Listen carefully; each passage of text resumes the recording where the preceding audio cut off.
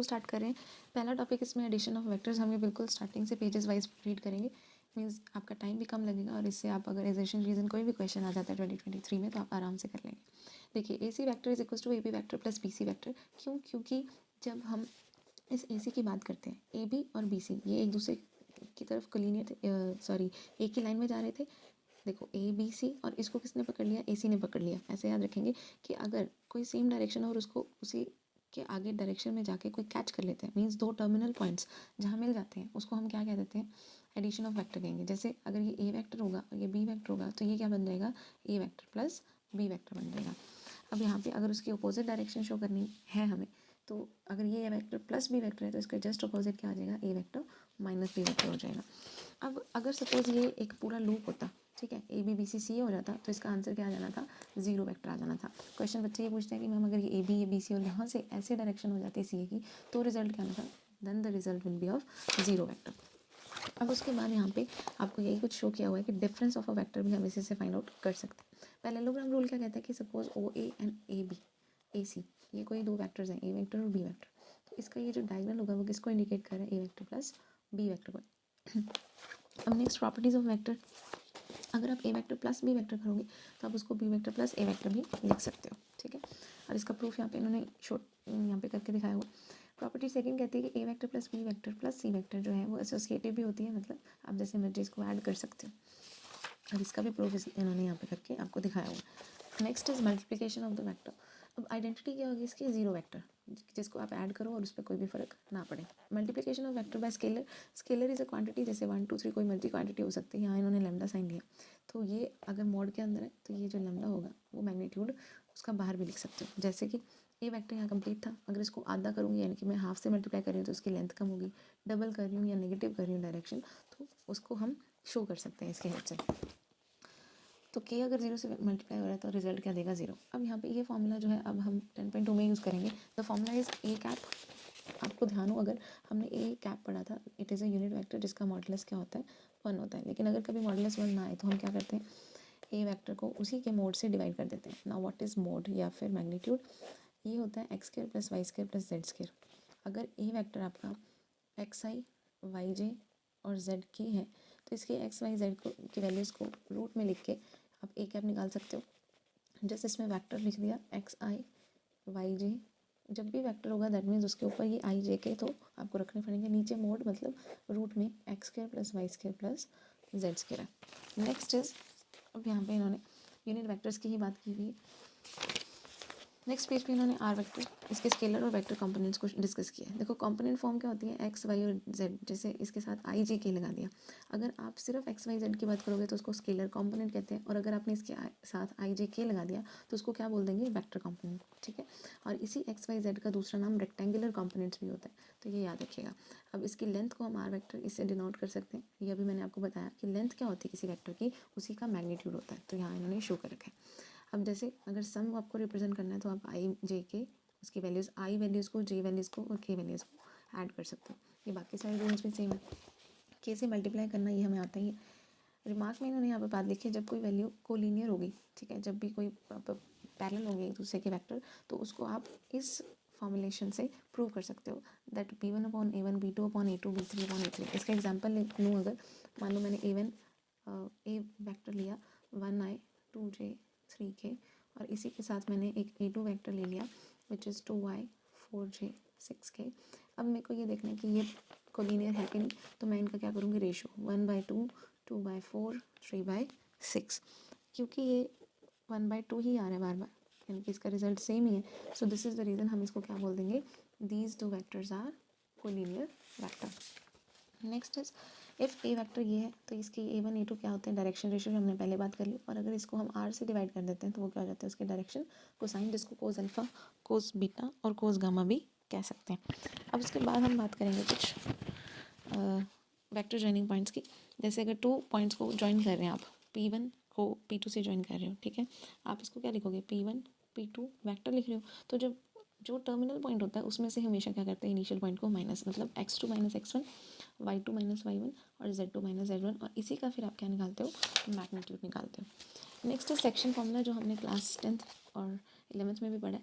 क्या था section formula, कि सपोज आपको कोई लाइन गिवन है और उसमें कोई पॉइंट है जो उसको डिफरेंट रेशियोज़ में कट कर रहा है, ठीक है, it could be same, it could be different. तो उसके लिए हमने सेक्शन फार्मूला याद किया था, तब हमने लिखा था x, अब हम क्या लिख रहे हैं, आर वेक्टर, कंप्लीट वेक्टर। जब आपको 2 वेक्टर्स दे दे, ठीक है, और उसको ये कोई सेक्शन m और n रेशियो में कट कर रहा है, तो उसके लिए हम क्या याद रखते हैं, m p vector plus n a vector, m plus n. अब ये प्लस और माइनस का भी याद रखना। देखो अगर इंटरनल वर्ड आ जाता है, इंटरनली का मतलब होता है, इंटरनल से हम पॉजिटिव है ना, अंदर से पॉजिटिव है, तो याद रखिए इंटरनली के लिए क्या आएगा, हमेशा पॉजिटिव। और अगर एक्सटर्नली आ जाए तो एक्सटर्नली के लिए हमेशा क्या आता है, नेगेटिव आता है। देखो एक्सटर्नल हम नेगेटिव है, लेकिन अगर वो रेशियो सेम हो जाए, मिड पॉइंट आ जाए, तो उसके लिए 2 वेक्टर को जस्ट ऐड करो, डिवाइड बाय 2 कर दो। अब हम स्टार्ट करने वाले हैं इसकी exercise 10.2, compute the magnitude of the following. इसमें मैं आपको एक वैल्यू ये करके दिखा देती हूँ और बाकी फिर आप इसको कर सकते हो। अब चाहे आप, जैसे यहाँ पे क्वेश्चन है, question number 1 of 10.2, A vector आपको गिवन है आई जे के, है ना। तो यहाँ पे इसका कंपोनेंट 1 1 1 है। जब भी मैं इसका मैग्नीट्यूड करूँगी तो क्या आएगा, 1 स्क्वायर 1 स्क्वायर 1 स्क्वायर, टोटल क्या आ गया, √3 आ गया। अब ये जो सी वेक्टर इन्होंने दे रखा है, ये 1/√3 चाहे करके दे रखा है ना, 1/√3 1/√3 एंड 1/√3, यहाँ पे नेगेटिव साइन है। तो हमने तो क्या लेना है, इसके मैग्नीट्यूड्स को लेना है। विद साइन ले लोगे तो भी फ़र्क नहीं पड़ना, क्योंकि स्क्वायर हो जाना। तो 1/√3 का स्क्वायर, 1/√3 का स्क्वायर प्लस माइनस 1/√3 का स्क्वायर। तो जब आप इसको सॉल्व करोगे, so you will gate 1/3 1/3 1/3 which gives you 1। Next question is right 2 different vectors having same magnitude. अब देखो सेकंड और थर्ड सेम है, पहले कहते हैं 2 डिफरेंट वैक्टर्स जिसका सेम मैग्नीट्यूड हो, फिर कहता है सेम डायरेक्शन हो। तो इसके आप कोई भी आंसर बना सकते हो, जैसे कि consider like a vector is equals to i cap two j cap 3k cap, ठीक है, and b vector is 2i cap plus j cap minus 3k cap. अब मैंने क्या किया, बस 1 2 3 2 1 3 आगे पीछे लिख दिया। आप कोई भी 1 3 4 4 3 1 करोगे, क्योंकि हमें पता है लास्ट में स्क्वायर करना है इनका, ठीक है, और मैग्नीट्यूड सेम आना चाहिए। तो अगर मैं इसका स्क्वायर करूँगी, ए वेक्टर का मैग्नीट्यूड, तो 1 square minus 2 square plus 3 square, I will get √14। Similarly for this again √14, चाहे आप करके देख लो। तो ये मैंने क्या कर दिया, दीज 2 वेक्टर्स आर ऑफ, है तो डिफरेंट, लेकिन इसकी मैग्नीट्यूड सेम कर दिया। लेकिन जब डायरेक्शन सेम करनी है तो क्या मानेंगे, सपोज पी वेक्टर लिया मैंने आई जे के, अब मैंने क्या कर दिया, सेम कोई भी स्केलर वैल्यू से इसको मल्टीप्लाई कर दिया। सो लेट्स से इसको 2 से मल्टीप्लाई किया। अब देखो इसका मैग्नीट्यूड सेम नहीं आने वाला, क्योंकि इसका आएगा √3 और इसका क्या आ जाएगा, 2 स्क्वायर 2 स्क्वायर 2 स्क्वायर, यानी कि 4 + 4 + 4, तो √12 आ गया। तो ये तो सेम तो ये भी नहीं, लेकिन इसकी डायरेक्शन सेम है। देखो पॉजिटिव पॉजिटिव पॉजिटिव, ठीक है। Next question is question number 4, find the values of x and y so that the vectors and this vectors are equal. कोई इक्वल कब होगा, जब उसके बिल्कुल कॉम्पोनेंट सेम है। तो यहाँ पे x की वैल्यू क्या है 2 और y की वैल्यू क्या है 3। सो आप सिंपल लिख दोगे x is 2 and y is 3। Next question is find the scalar and vector components of the vector with initial point दे रखा है आपको और टर्मिनल पॉइंट दे रखा है। इनिशियल का मतलब मैंने आपको बताया था कि suppose this is your vector, ठीक है, ये वेक्टर आपका, इसमें अगर आपको इनिशियल पॉइंट दे रखा है तो उसको हम लिख लेते हैं 2,1 और टर्मिनल पॉइंट क्या दे रखा है -5,7। Let's say this is a this is b. तो अगर आपको ए बी वैक्टर पूछ रहा है वो, तो वो पूछना क्या चाह रहा है, बी वैक्टर में से ए वैक्टर को माइनस कर दो। अब आप कहोगे वैक्टर तो है नहीं, क्योंकि ये आई वैल्यू है, ये जे होती है, और अगर थर्ड होती तो वो क्या होती, के वैल्यू होती। तो आप इसको कैसे लिख सकते हो, ए बी वैक्टर -5, इसमें से ये माइनस हो रहा है, -2i प्लस 7 -1 के जी, ठीक। अब आप इसको अलग अलग भी करके लिख सकते थे। सपोज मैंने इसको पहले लिख लिया 5i, कॉमा नहीं लगाओगे जब आपने वैल्यू लिख दी, तो a vector is equals to क्या आ गया 2i 1j, ठीक है। B vector is equals to क्या आ गया -5i 7j, ठीक है। अब इसमें से इसको माइनस कर रहे हो आप, बी माइनस ई, तो -5 -2 प्लस 7 -1, तो you will get A B vector -7i plus 6j, ठीक है। Next question, find the sum of the vector, इन तीनों का सम। तो करना क्या है, आई और आई वाली वैल्यूज़ को ऐड कर देंगे। कर लेते हैं अपने यहाँ पे ऐड। तो जब आप लिखोगे क्वेश्चन नंबर 3 को, that is a vector plus B vector plus C vector. तो हम लिख क्या रहे हैं वहाँ पे, सारे आई की वैल्यूज़ को ऐड करेंगे। अब आप यहाँ आई की वैल्यू देख लो, आई की वैल्यू हमारे यहाँ हमने क्या कर दिया, ए बी सी तीनों के आई को जोड़ रहे हैं हम। कैसे, 1 - 2 + 1 आई कैप प्लस -2 + 4 - 6 जे कैप। ठीक है, इसी के आगे 1 + 5 - 7 के कैप। तो जब हम ये सारे ऐड करेंगे हमें मिलेगा 0 आई कैप, 4 जे कैप माइनस के कैप।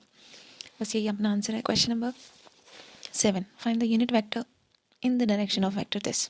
यूनिट वेक्टर फाइंड करने के लिए क्या करेंगे हम, सबसे पहले ए वेक्टर जो आपको दिया हुआ है या मैं लिख देती हूँ। क्वेश्चन नंबर 7, ए वेक्टर आपको गिवन है आई cap plus j cap plus 2 के कैप। इसकी डायरेक्शन में ए कैप निकालना ना, तो हमें पता है formula A vector upon A modulus. तो ए वेक्टर तो यही है, इसका मॉडुलस क्या होएगा, रूट में 1 स्क्वायर 1 स्क्वायर और 2 स्क्वायर। तो आंसर इज आई कैप। अब ये √6 आएगा, इसको सबके नीचे लिख देते हैं, √6 1/√6 जे 2/√6 के। नेक्स्ट करते हैं question number 8, find the unit vector in the direction of P Q. लेकिन इस बार क्या किया, पी और क्यू के पॉइंट्स ही दिए हैं सिर्फ, तो हम यहाँ लिख लेते हैं पी क्यू। पी क्यू क्या है, पी दिया हुआ है आपको 1, 2, 3 और क्यू दिया हुआ है 4, 5, 6। ठीक है, तो पी क्यू वैक्टर क्या होने वाला है, 4 में से 1 गए तो 3 आई कैप, इसी तरह से 3 जे कैप और फिर 3 के कैप। इसका मॉडुलस होने वाला है 3 square and 3 square which is 3√3। लेकिन हमने क्या निकालना है, कैप निकालना है। तो इसका कैसे, वेक्टर अपॉन क्या कर देंगे इसका modulus. So we will get 1/√3 i, 3 से 3 कैंसिल हो जाएगा, 1/√3 जे और फिर 1/√3 के। Next is question number 9. Question 9 says, for given vectors a vector and b vector find the unit vector in the direction of a vector plus b vector। मतलब पहले आपको add करना है और उसके बाद इसकी डायरेक्शन में यूनिट वेक्टर फाइंड करना है। तो इसमें बस मैं आपको इतना सा हिंट दे देती हूँ दैट आपको a vector plus b vector का एडिशन करके means question 9 a vector plus b vector जो दो वैल्यू दी है उसको ऐड कर दो, तो ऐड करके आंसर मिलेगा आपको आई कैप 0 जे कैप और के कैप। अब इसका मॉडुलस करो, A vector plus B vector modulus, तो हमें मिलेगा 1 square that is √2। A vector plus B vector का mod A vector plus B vector, तो हमने फाइंड किया आई कैप के कैप और डिवाइड में क्या कर दिया √2। इसको अलग अलग लिख लेंगे तो आंसर आ जाएगा। Next question, question number 10, find a vector in the direction of this which has magnitude 8 units. अब इसमें क्या करेंगे हम, सबसे पहले उसने बोला कि एक वेक्टर बताओ है ना, तो पहले तो 8 यूनिट के लिए 1 यूनिट तो आना चाहिए। 1 यूनिट आएगा ए वेक्टर अपॉन ए वेक्टर का मॉडुलस। वेक्टर दिया हुआ है 5i जे 2 के, इसका मॉडुलस आप निकाल ही लोगे, मैं आपको बस डायरेक्ट बता देती हूँ, मॉडुलस आएगा 30। अब ये देखो ये 1 यूनिट वेक्टर है पर उसने बोला है 8 यूनिट वेक्टर, तो ये जो भी रिजल्ट आए इसको किससे मल्टीप्लाई कर दोगे 8 से, 8 5i जे 2 के √30 को आप एज इट इज़ नीचे लिख सकते हो, अलग अलग तीनों से मल्टीप्लाई कर दोगे and you get the answer. Next question is question number 11. Question 11 says show that the vectors 2i - 3j + 4k and -4i + 6j - 8k are collinear। अब देखो कोई चीज़ कोलिनियर कब होती है, जब उनका रेशो हम फाइंड आउट कर दें। ये आपने वैल्यू फाइंड की थी b vector is equal to lambda a vector, that means b vector क्या है -4i 6j 8k equals -2 2i 3j 4k। ये ए वेक्टर ही है जो अपना को क्वेश्चन में दे रखा है, यानी कि हमने ये प्रूव कर दिया कि कोलिनियर है। आप इसको ऐसे भी कर सकते हैं, क्वेश्चन के अकॉर्डिंग ए वेक्टर 2i 3j 4k और बी वेक्टर दिया है -4i 6j 8k। इसका रेशो करते हैं 1/-2 आ गया, -1/2 -1/2, क्योंकि ये इक्वल है तो ये कोलिनियर है। Next question, find the direction cosines. Direction cosine का भी मैंने आपको तरीका बताया कैसे फाइंड करते हैं। सपोज दिस इज जो गिवन है उसको लिख लेंगे ए वेक्टर, कितना दिया हुआ है आई cap 2j cap 3k cap, इसका निकालेंगे मॉडुलस। तो इसका मॉडुलस आने वाला है √14। इस √14 को सबसे डिवाइड करते हैं, आई बाई √14, 2j बाई √14 और 3/√14k। तो जो डायरेक्शन कोसाइंस है वो क्या होने वाली हैं, 1/√14, 2/√14, 3/√14। ठीक है, इसके साथ वाली वैल्यूज़ को ही बताया था ना कोसाइन, तो ये आगे। Next question is find the direction cosines. अब वेक्टर दे दिया बस, तो क्या करोगे, बी में से ए माइनस कर दोगे। बी ए आपको मैं वेक्टर ही लिख देती हूँ direct. A b vector is equals to क्या आने वाला है, b vector minus a vector. आपने वैल्यू को माइनस करना है, you will get -2i minus 4j plus 4k। इसका मॉड कर दोगे और सबको डिवाइड कर दोगे, मॉड करके आंसर आएगा √36, या इसको आप 6 ही लिख सकते हो। ठीक है, और जब इसको कैंसिल करोगे आपका आंसर आना चाहिए -1,3 -2,3 और 2,3 direction cosines. Next is question number 14। अच्छा क्वेश्चन है ये कि show that the I cap J cap K cap equally incline to axis this. Axis दे दिया आपको, तो E vector is equal to I J K. A vector का क्या कर रहे हैं हम, मॉड, तो 1 स्क्वायर 1 स्क्वायर 1 स्क्वायर √3। इसको सबसे डिवाइड किया, √3 √3 क्योंकि इसकी डायरेक्शन कोसाइन सबके सेम है, तो ये एंगल्स भी सेम बनाएगा, कोस अल्फ़ा कोस बीटा और कोस गामा। कितना बना रहा है, 1/√3। दैट मीन्स इक्वली इंक्लाइंड हो गई है। नेक्स्ट इज क्वेश्चन नंबर 15, जिसमें आपको रेशियो बताना है। मैं आपको इंटरनली वाला करके दिखा देती हूँ। मैंने आपको बताया था इंटरनली के लिए फॉर्मूला क्या होना चाहिए, जब आपको कोई वेक्टर फाइंड करना है और 2 वेक्टर दे रखे हैं, तो mb + na/m + n, where b and a are vectors. तो बस इसमें पुट कर देते हैं, रेशियो दे रखे हैं 2 और 1। पहले b पुट कर देंगे और उसके बाद 1 रख के a पुट कर देंगे, i 2j k, और डिवाइड में 2 + 1 तो है ही। i वाले i से ऐड हो जाएंगे तो आंसर आएगा -i, j वाले j से, k वाले k से, और इस तरह से हमें मिल गया -i/3, 4/3j और 1/3k। ठीक है, जब आप कॉपी पे करेंगे तो आपको इसे अच्छे से करना है। तो बस एक्सटर्नली के लिए यही mb - na वाला formula. Next is question number 16, find the position vector of the mid point. अब मिड पॉइंट दे दिया तो पहले पी क्यू फाइंड कर देंगे और फिर मिड पॉइंट वाला फॉर्मूला। क्या होता है मिड पॉइंट का formula, A vector plus B vector upon 2। तो ए वेक्टर इसको मान लो, बी वेक्टर इसको, और फिर आपको डिवाइड बाय क्या कर देना है, इसको 2। थोड़ा सा हिंट यहाँ पे लिख देती हूँ मैं, देखो क्वेश्चन नंबर 16 आपको वैल्यू दी हुई है 2i 3j 4k plus 4i j k। इसको किससे कर देंगे, डिवाइड 2 से, तो आपको आंसर मिलेगा 3i 2j plus k। Next is question number 17। So 17 में आपको बोला show that the points A B C, A vector B vector C vector दे दिया, forms the vertices of right angle triangle. तो अभी सिर्फ आपको वेक्टर दिया, vertices A vector B vector और सी वेक्टर दिया, ए बी सी, पर हमें तो इसकी लेंथ निकालनी है ना, ए बी बताना है। तो ए बी बताने के लिए क्या करेंगे, B vector minus a vector, B C के लिए c vector minus B vector, और सी ए के लिए देखो ए बी बी सी सी ए, तो सी ए के लिए c vector minus a vector. तो मैं आंसर लिख देती हूँ सिर्फ आपके लिए, answer will be b vector minus a vector का आंसर होने वाला है -i 3j 5k